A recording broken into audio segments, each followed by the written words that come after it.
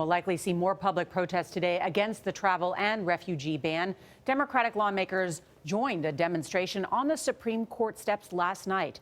33 senators co-sponsored a bill to remove the executive order. Opponents filed at least 2 more lawsuits to block it. Opponents of the ban also received a boost from former President Obama. Nancy Cordes is on Capitol Hill with the protests are taking center stage. Nancy, good morning. Good morning. And Democrats took their message to the streets because it is clear that they're not going to get anywhere in the Republican-controlled Congress, even though about 4 dozen GOP lawmakers have now expressed either their opposition to their ban or deep concerns.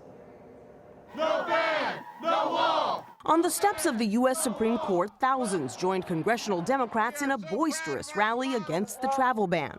Do we let love expand, or do we let love be beaten by hate?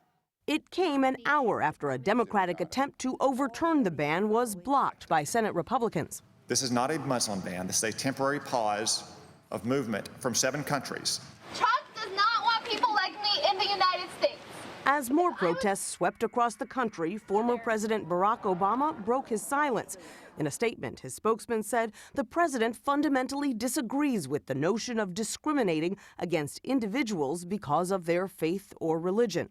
On Monday, separate lawsuits were filed by the Council for American Islamic Relations and the Attorney General of Washington State. President Trump may have his alternative facts, but alternative facts do not work in a courtroom. Let them see their lawyers now! 2 brothers from Yemen who arrived Saturday at Dulles Airport outside D.C. were the plaintiffs in another lawsuit.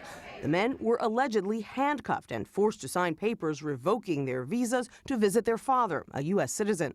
They were then put on a flight to Ethiopia. In South Carolina, supporters rallied for Nazanin Zainouri, an industrial engineer who was not allowed to return from a family visit to Iran. Republican Senator Lindsey Graham. She's a Clemson University graduate. She is paying taxes and she's adding value to this business. And she has a visa that would allow her to work here, and I'll find a way to fix this problem.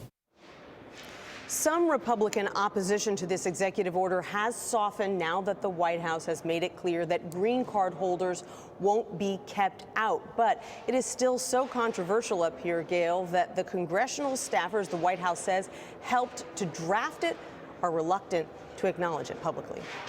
All right, Nancy, thank you.